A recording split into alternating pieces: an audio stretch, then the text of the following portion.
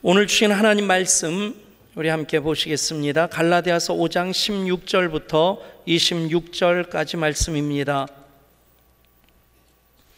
기록된 하나님 말씀을 제가 받들어 읽습니다. 내가 이르노니 너희는 성령을 따라 행하라. 그리하면 육체의 욕심을 이루지 아니하리라. 육체의 소욕은 성령을 거스리고 성령은 육체를 거스리나니 이 둘이 서로 대적함으로 너희가 원하는 것을 하지 못하게 하려 함이니라. 너희가 만일 성령의 인도하시는 바가 되면 율법 아래에 있지 아니하리라. 육체의 일은 분명하니 곧 음행과 더러운 것과 호색과 우상 숭배와 주술과 원수 맺는 것과 분쟁과 시기와 분냄과 당 짓는 것과 분열함과 이단과 투기와 술 취함과 방탕함과 또 그와 같은 것들이라.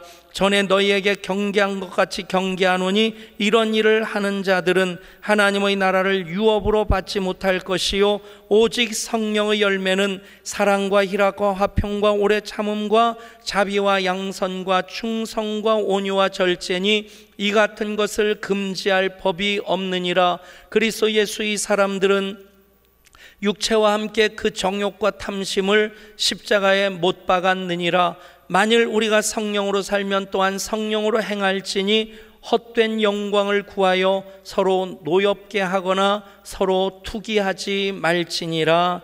아멘. 벌써 지난달이지요.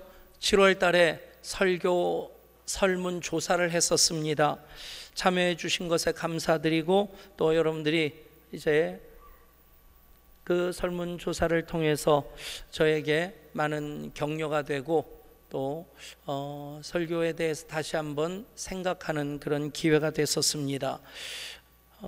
설교 주제와 관계된 것은 아닌데 어떤 분이 그런 의견을 보냈더라고요.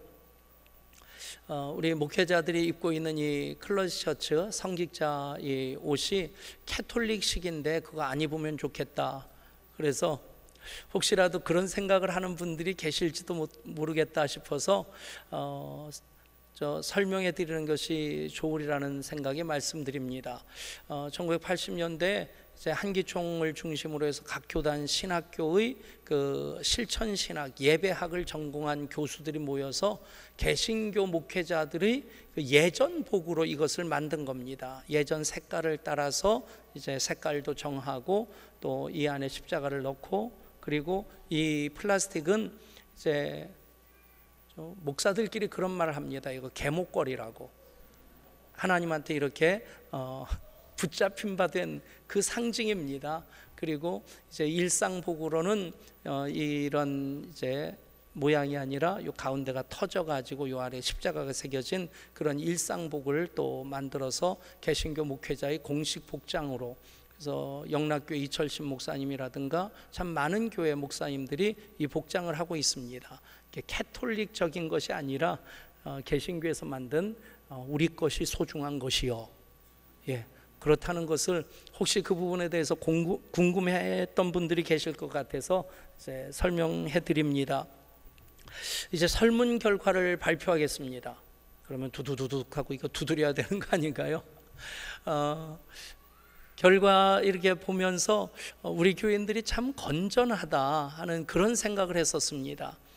물론 축복에 대한 재정에 대한 그 관심들도 건전하지 않다는 것이 아닌데 우리 교인들 대부분이 가장 많이 원했던 설교 주제로서 이제 선택한 것이 영적 성장이었습니다. 예수 더 잘 믿기 원하는 예배를 더 잘 드리기 원하는 그런 마음을 우리 교인들이 가지고 있다 하는 것을 확인하면서 목사로서 참 뿌듯한 마음 있었고요. 영적 성장에 대한 주제가 제일 많았고 그 다음이 이제 성경에 대해서 더 알고 싶다 하는 그런 설교가 필요하다는 그런 요청이 있었고 그 다음에는 자녀 교육 그리고 성품과 언어 생활 그런 부분에 대해서 그러니까 전체적으로 그리스도인으로서 어떻게 더 잘 살아갈 수 있을까에 대해서 관심을 가지고 계신다는 것을 알게 되었습니다. 그리고 개인적으로 이렇게 많은 의견들 저에게 많이 격려가 되고 또 목회하는데 힘이 된다 생각하고 참여해 주신 모든 분들께 감사드립니다. 그래서 일단은 오늘과 다음 주일 영적 성장에 대한 말씀을 이어서 드리려고 합니다.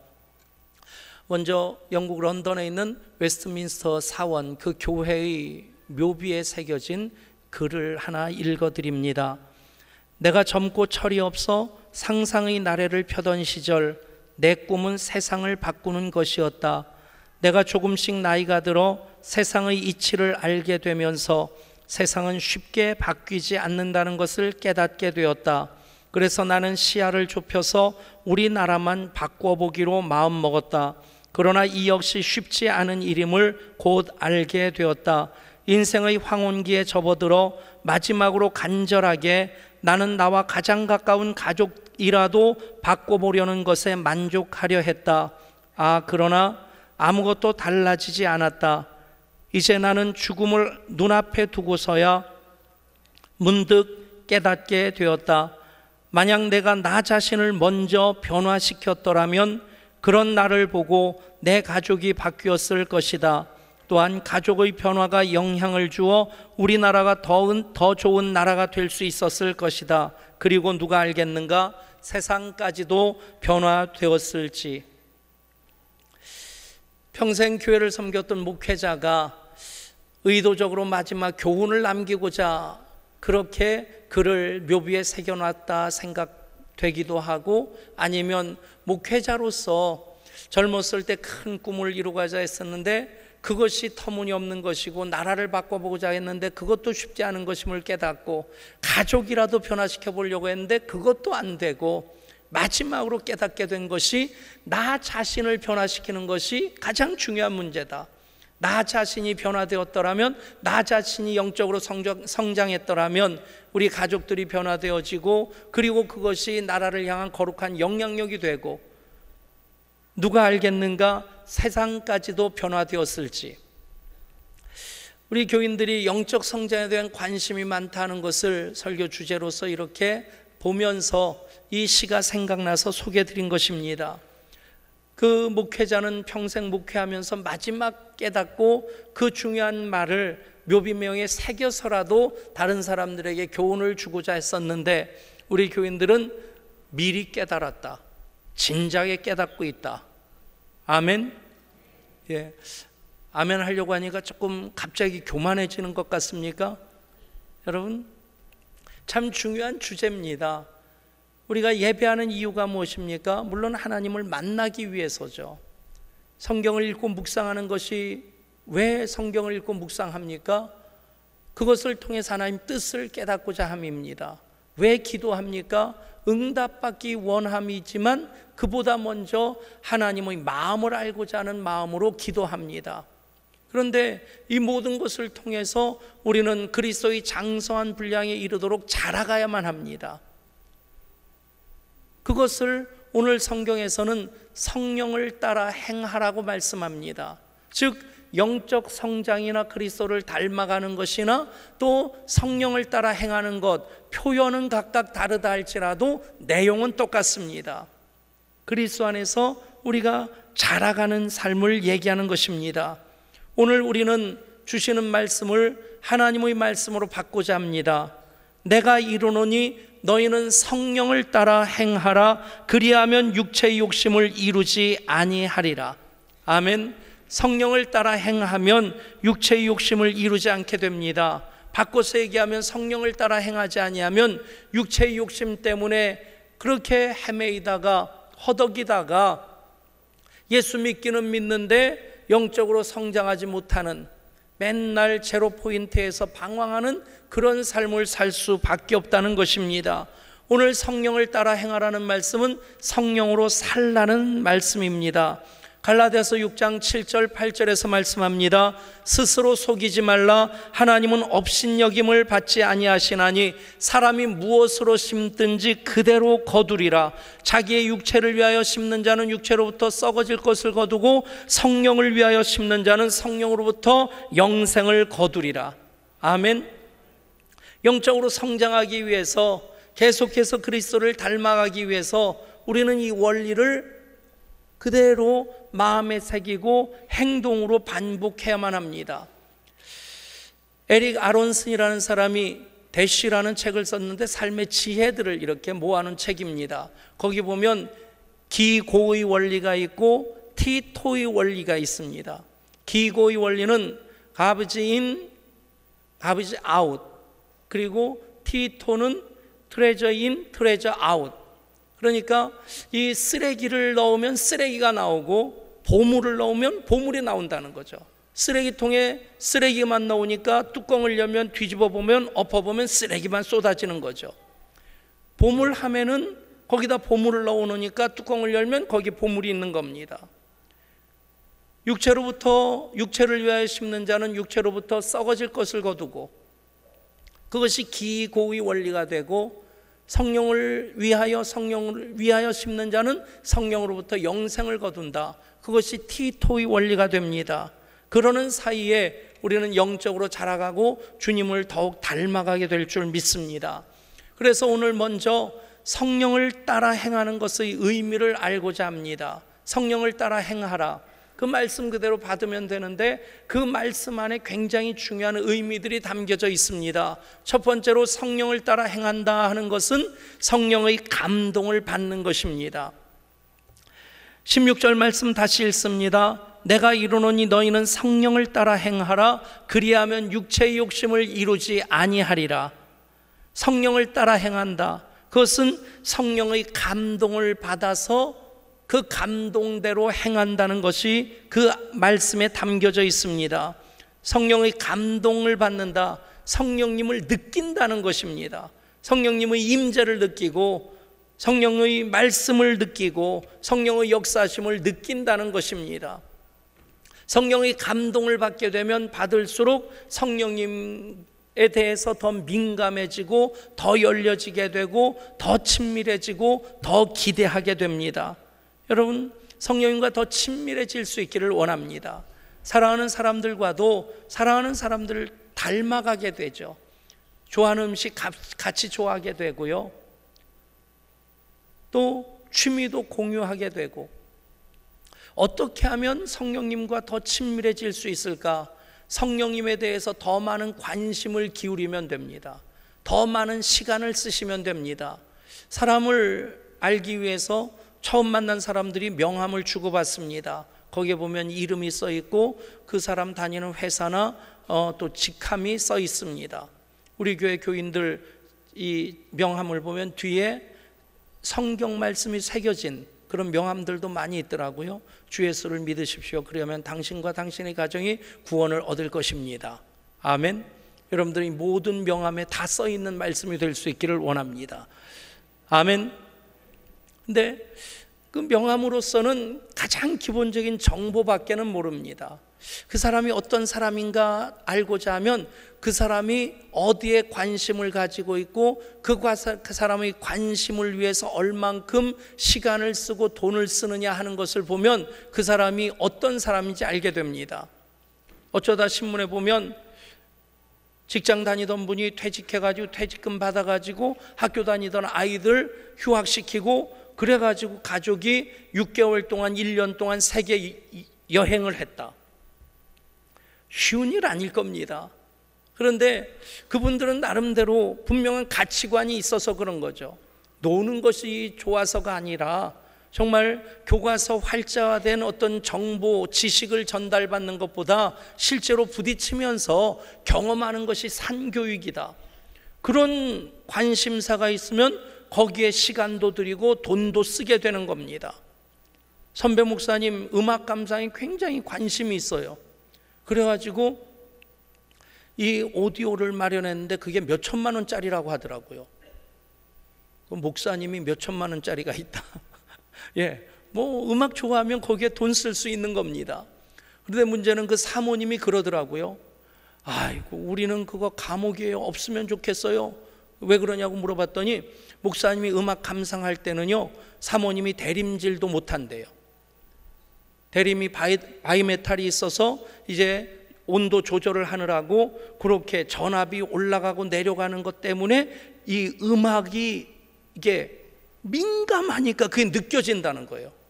느껴지지 않는 게 복인 줄 믿으시길 바랍니다. 근데 사모님만 대림질을 못하는 것이 아니라 아이들이 그 시간에는 방에서 나오면 안 된대요. 왔다 갔다 하면 음악 감상하는데 이게 방해가 된다고. 얼마나 좋으면 그렇게 할까? 그러니까 그분에게는 음악이 그렇게 좋은 거예요. 거기에 돈을 투자하고 그것 때문에 사모님 대림질도 못하고 아이들 밖에 나오지도 못하게 하면서도 그거 듣는 겁니다. 음악 애호가 있는 것을 알게 됩니다. 여러분, 똑같습니다. 우리가 성령님과 친해지기 위해서는 우리가 얼만큼 성령님에게 관심을 기울이고 있느냐, 얼만큼 성령님을 위해서 시간을 많이 쓰느냐. 시간을 쓰면 쓸수록, 관심을 기울이면 기울일수록 성령님과 더 친해짐을 믿으시기를 바랍니다. 존 스토트 목사님이 이런 말을 합니다. 성령님이 계시지 않다면 그리스도의 제자가 된다는 것은 상상할 수 없으며 심지어 불가능하기까지 할 것이다. 생명을 주시는 분이 없으면 생명은 있을 수 없고, 진리의 영이 없으면 깨달음이 없으며, 성령의 연합이 없으면 교제가 없고, 성령의 열매를 떠나서는 그리스도를 닮은 성품을 지닐 수 없고, 그분의 권능 없이는 효과적인 증거를 할 수 없다. 호흡이 없는 육체는 시체인 것과 마찬가지로 성령이 없는 교회는 죽은 것이다. 아멘. 여러분, 성령이 안 계신 예배가 아닙니다. 성령이 안 계신 교회는 교회가 아닙니다. 성령을 따라 행하는 것은 바로 성령의 감동을 받는 것입니다. 그러면 찬양 가운데 임재하신 하나님을 만나게 됩니다. 우리의 기도가 하늘에 상달되는 것을 느끼게 됩니다. 예배 가운데 하나님 영광이 충만한 것을 깨닫게 되고요. 계시록 1장 10절 말씀입니다. 주의 날에 내가 성령에 감동되어 내 뒤에서 나는 나팔 소리 같은 큰 음성을 들으니, 주의 날에 예배할 때에 성령의 감동으로 말미암아 천상 예배를 사도 요한은 경험하게 됐던 것입니다. 우리 예배가 그런 예배가 될 수 있기를 소원합니다. 그렇습니다. 성령을 따라 행하는 것은 성령의 감동을 받는 것입니다. 두 번째로 성령을 따라 행하는 것은 성령의 인도함을 받는 것입니다. 18절에서 이렇게 말씀합니다. 너희가 만일 성령의 인도하시는 바가 되면 율법 아래에 있지 아니하리라. A.W. 토저라는 분이 하나님을 추구함이라는 책을 썼습니다. 이분의 책은 어떤 책이라도 여러분들에게 다 추천해 드릴 만큼 참 좋은 책을 쓰시는 분인데, 이 토저 목사님이 하나님을 추구함이라는 책에서 굉장히 의미심장한 말을 합니다. 잘 들어보십시오. 오늘날 교회에서 성령님이 몸을 빼시면 우리들이 하는 일의 95%는 계속될 것이다. 그리고 아무도 무슨 변화가 생겼는지 눈치채지 못할 것이다. 그렇지만 초대교회에서 성령을 제외시킨다면 그들이 하고 있는 일의 95%는 중단될 것이고, 그리고 누구나 그 차이를 직감할 것이다. 여러분, 초대교회와 비교해서 현대교회는, 우리 교회도 번듯한 건물 가지고 있습니다. 예루살렘 교회는 120명으로 시작했는데 우리 교회는 지금 2,000명이 넘는 교인들 같이 예배를 드리고 있습니다. 그런데 모든 교회가 초대교회로 돌아가자고 얘기를 합니다. 사도행전을 보면 초대교회도 갈등이 있었고 다툼이 있었습니다. 문제가 있었습니다. 그런데 가장 중요한 것은 그들은 성령님께 민감하고 성령님의 인도를 받았다는 것입니다. 얼마 전에 책 한 권을 읽으면서 참 감동적인 그 글을 읽으면서 눈물을 흘렸어요. 탈북자를 돕기 위해서 단동 지방에서 이렇게 사역하는 그런 미국 국적을 가진 한국인들이 있었는데, 그분들이 압록강을 넘어서 먹을 것 구하기 위해서 넘어온 몇 분을 만나서 그들을 돕게 된 겁니다. 그런데 그들 중에 할아버지 한 분이 예수 믿는 분인 것을 알게 됩니다. 할아버지, 남한으로 가고 싶으면 저희가 도와드릴 수 있는데요. 할아버지가 가고 싶다고 하는 겁니다. 왜 가고 싶은데요? 먹을 것 구하기 위해서 목숨 걸고 압록강을 넘어온 분인데 왜 가고 싶은데요? 배불리 먹고 싶다는 답이 나올 줄 알았는데, 그분의 답은 남한에 가서 마음껏 소리내어 찬송하고 마음껏 소리내어 기도하고 싶어서입니다. 할아버지, 저희가 도와드릴 테니까 남한으로 가시죠. 그래요, 고맙소. 그런데 먼저 하나님께 물어보리이다. 그리고 나가서 한 30분 기도하고 들어오는데 할아버지 눈에 눈물이 글썽글썽 하더랍니다. 하나님이 가지 말랍니다. 하나님께서 내가 힘이 없어서 너희를 북한 땅에 머물러 두게 하는 줄 아느냐? 그곳에도 예배자가 필요하기 때문에 내가 힘이 없어서 너희들을 그곳에 머물러 두게 하는 것이 아니라 북한 땅을 위해서 기도해야 될 사람이 필요하기 때문에, 예배해야 될 사람이 필요하기 때문에 너희를 그곳에 머물러 두는 것이다. 눈물을 글썽글썽하면서 이 할아버지가 하나님이 가지 말랍니다. 그러면서 발걸음을 돌이켜서 북한 땅을 향해서 나가면서 그렇게 얘기하더라는 겁니다. 우리 천국에서 만납시다. 여러분, 우리의 신앙의 궁극적인 방향이 무엇입니까? 나 좋아서 나 원하는 거 채우고자 하는 신앙이 아니라 하나님 영광을 위한 신앙이 되어야만 합니다. 토저 박사의 그 지적에 대해서 우리는 아파야 됩니다. 만약에 성령님이 떠나시면 우리는 알파코스도 내려놔야 되고요. 만약에 성령님이 기뻐하지 아니하시면 인카운터 수양회도 하지 않아야 됩니다. 정말 성령님이 원하지 아니하시면 예담동산도 문 닫아야 됩니다. 하는 이유가 무엇입니까? 거기에 성령님이 임하시고 성령님이 역사하시기 때문입니다. 여러분, 성령님이 몸을 빼셨는데도 95%의 일이 계속되는 교회는 건강한 교회일 수 없습니다. 그것에 대해서 아무도 느끼지 못한다면 그것은 더 심각한 상태입니다. 초대교회 똑같은 사람들이지만 그들은 성령님에 대해서 열려 있었고 성령님에 민감했고 성령님의 인도하심을 따랐습니다. 그래서 초대교회를 회복해야 되고 초대교회로 돌아가야 되는 것입니다. 사랑하는 여러분, 성령님의 인도함을 받는 것이 성령님을 따르는 것입니다. 세 번째로 성령님을 따라 행하는 것은 성령의 사로잡힘을 받게 되는 것입니다. 성령에게 사로잡힌다, 그것은 당연히 예배 가운데 성령님 임재해 계십니다. 아멘.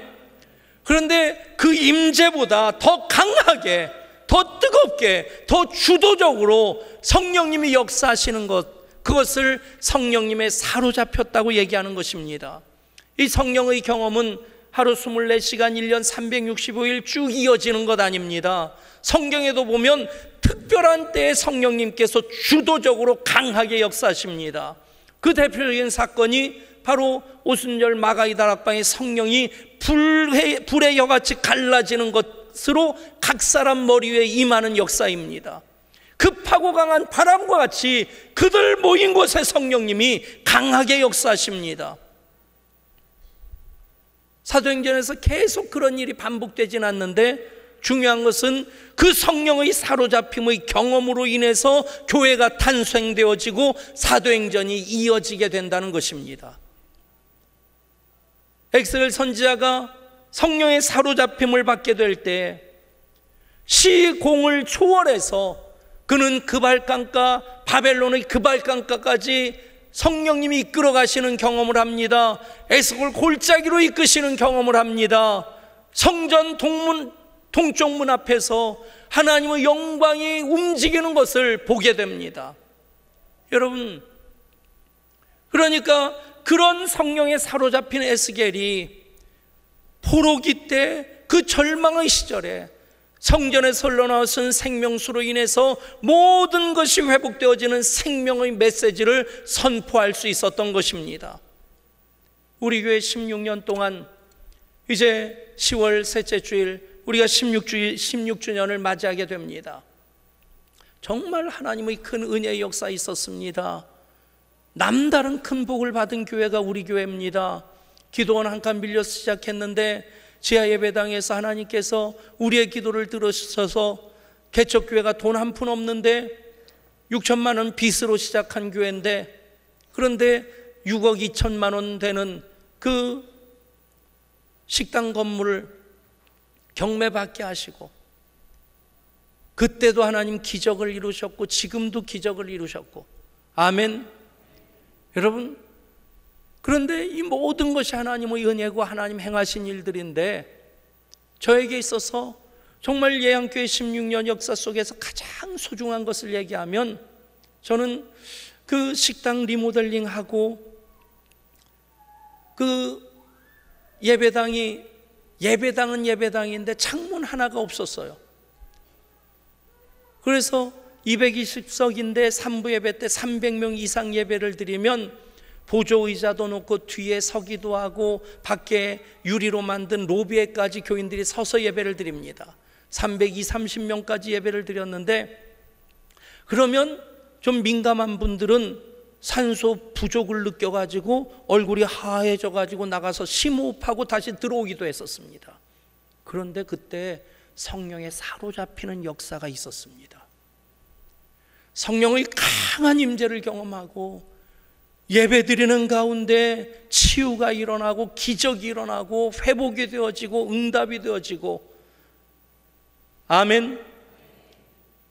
여러분, 그 성령에 사로잡히는 역사가 계속 우리 교회 가운데 이어질 수 있기를 축복합니다. 당연히 우리 예배 가운데도 이 예배도 성령님이 임재하십니다. 아멘. 그런데 목사로서 이렇게 판단해 보면 주일 낮 예배 때는 성령님의 임재 역사가 보편적인 임재 역사에 그치더라고요.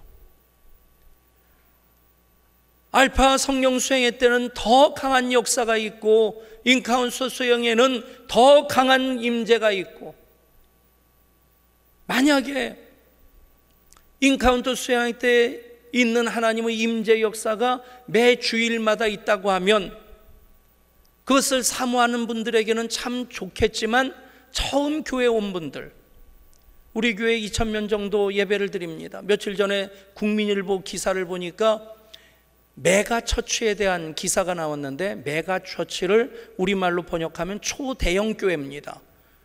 메가처치의 기준이 출석교인 2,000명이더라고요. 처음으로 우리 교회가 메가처치인 것을 알았어요. 할렐루야. 더 큰 하나님의 역사를 향해 우리가 나가야 될 줄 믿습니다. 근데 2,000명 1, 2, 3, 4부 예배 드리는데 어떤 분은 창세기가 구약에 있는지 신약에 있는지도 모르고 교회 온 분도 있고요. 어떤 분은 성경 본문을 딱 읽으면 오늘 설교가 이런 설교였구나, 귀신같이 알아맞히는 사람도 있고요. 또 더더군다나 예화했던 거 하면 이거 세 번째인데, 그런 분도 있고, 천차만별입니다. 그러니까 성령님께서도 주일 낮 예배 때는 강하게 역사를 안 하셔요. 왜냐하면 다 하나님 사랑하시는 구원받은 하나님의 자녀들인데 준비가 안 되어져서 그것에 대해서 오히려 거부감을 느끼고 마음이 다치면 안 되잖아요. 그래서 보편적인 역사를 하십니다. 성령이 사로잡힘을 경험하기 원하십니까? 경험하기를 원하십니까? 아멘 안 하기로 작정하셨습니까? 경험하기를 원하십니까? 경험하기를 원하십니까? 여러분, 알파 코스를 하십시오. 인카운터 수양에 참여하십시오. 예담동산 경험하십시오. 내가 경험한 주일 예배 때 받는 은혜와 비교할 수는 없을 만큼 풍성하고 강한 하나님의 은혜의 역사가 임하게 될 줄 믿습니다. 그것이 성령의 사로잡힘입니다. 여러분, 주일 예배에 머무르지 마시고 금요 성령 집회 오십시오. 뜨겁게 찬양하고 기도할 때 성령님 더 강하게 역사하십니다. 그 사로잡힘의 역사가 여러분들 가운데 있기를 소원합니다. 성령을 따라 행하는 것은 곧 성령의 사로잡힘을 경험하는 것입니다. 그러면 성령의 능력이 나타나게 됩니다. 성령을 따라 행할 때에 성령의 능력이 나타납니다. 성령의 은사와 성령의 열매가 성령의 능력입니다. 그 부분은 다음 주일에 말씀드리기로 하고, 한 사람이 하나님의 영이 임할 때는 그토록 강했는데 하나님의 영이 떠났을 때 그토록 초라해지는 그 모델로서 삼손을 들 수 있습니다. 삼손은 이름 자체가 세게 생겼잖아요. 우리는 손이 2개밖에 없는데 그 사람은 3개입니다. 그래서 삼손입니다. 삼손보다 더 센 사람들이 사는 나라가 네팔입니다. 발이 4개씩이나 있어요. 여러분, 삼손. 그런데 삼손이 손이 3개여서 강한 사람이 아니라 성경은 하나님의 영이 임하셔서 삼손을 움직이기 시작하셨더라. 아멘.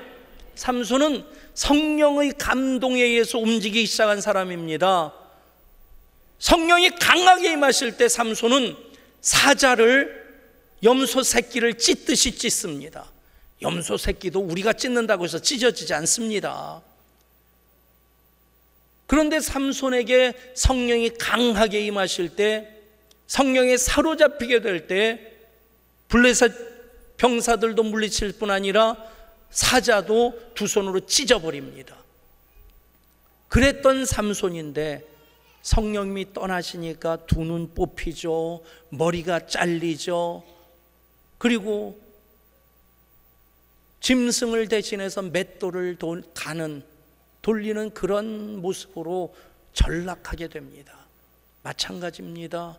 하나님의 자녀들인 우리들, 그리스도인 우리들에게서 성령이 떠나가면 우리도 실패하게 됩니다. 무너지게 됩니다. 초라하게 됩니다. 주님의 몸인 교회, 성령님이 떠나시면 교회도 무너지고 교회도 문을 닫습니다. 교회가 이슬람 사원이 되는 그 이유가 무엇입니까? 성령님이 떠나셨기 때문입니다. 사랑하는 여러분, 성령이 임하시면 능력이 나타납니다. 이는 힘으로도 능력으로 되지 아니하며 오직 나의 영으로 되느니라. 사랑하는 여러분, 그 말씀을 여러분들이 체험하며 사실 수 있기를 원합니다. 성령의 사람은 내 힘으로 살아가지 않습니다. 내 힘으로 살아가려고 하면 허우적돼야 됩니다. 성령이 임하시면 흘러 넘치는 것을 경험하게 됩니다. 여러분들의 신앙이 쥐어짜는 신앙이 아니라 흘러 넘치는 신앙이 될 수 있기를 축복합니다. 쥐어짜는 걸 생각하면 어렸을 때 어머니께서 아버지 약을 다려가지고 저한테 짜라고 그러셔요. 몇 번 짰던 몇 번 썼던 그 배에다가 이것을 집어넣고 막대기 2개 꽂아서 비틀면요, 아들로서 아버지에게 한 방울 약이라도 더 드리려고 힘줘서 짜다 보면 툭 터집니다. 그래서 야단을 맞은 적이 있어요. 야, 이 녀석아, 적당히 짜지. 여러분, 쥐어짜려고 하다 보면 터지는 일도 있다는 얘기입니다. 흘러넘치도록 풍성하게 부어주시는 성령님을 경험하실 수 있기를 축복합니다. 그러면 능력받아 어둠의 권세 이깁니다. 모든 유혹과 미혹의 손길들도 떨쳐낼 수 있습니다. 현저한 육체의 일들을 따라가지 아니하고 오직 성령의 열매를 맺으며 살아갈 수 있게 되는 것입니다. 계속 성령의 기름 부심이 소낙비와 같이, 이른비와 같이, 늦은 비와 같이, 복된 장막위와 같이 우리 가운데 임할 수 있기를 소원합니다.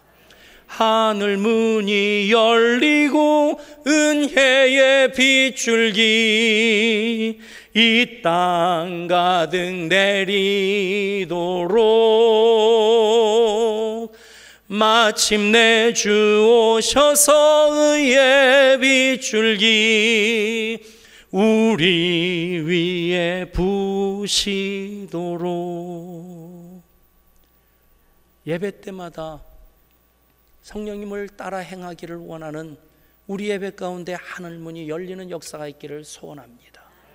은혜의 빗줄기가 소낙비처럼 이른비처럼 늦은 비처럼 복된 장마비처럼 쏟아 부어지기를 소원합니다. 영적 성장을 사모하는 우리들에게 성령을 따라 행하라는 말씀을 주십니다. 성령을 따라 행하는 것은 성령의 감동을 받는 것입니다. 성령의 인도하심을 따라 사는 것입니다. 성령의 사로잡힘을 경험하는 것입니다. 그리고 성령의 능력으로 사는 것입니다. 사랑하는 여러분, 멋지게 사십시다. 예수 잘 믿읍시다. 살아계신 하나님 더 풍성히 만나면서 남들이 그렇다더라 하는 얘기를 듣는 것이 아니라 이것이 나의 간증이요 이것이 나의 찬송일세, 그 고백 가지고 살아가는 여러분 한 분 한 분 되실 수 있기를 주 예수 그리스도 이름으로 축복합니다. 하나님, 영적 선장을 더 원합니다. 그래서 그리스도를 더 닮아가기 원하고, 그래서 성령을 따라 살아가기를 원합니다. 주신 말씀 마음에 새깁니다. 성령을 따라 행할 때에 성령의 감동을 받고 성령의 인도하심을 따르고 성령의 사로잡힘을 경험하고 성령의 능력으로 날마다 이기는 삶을 살게 하여 주시옵소서. 우리 주 예수 그리스도 이름으로 간절히 기도드리옵나이다. 아멘.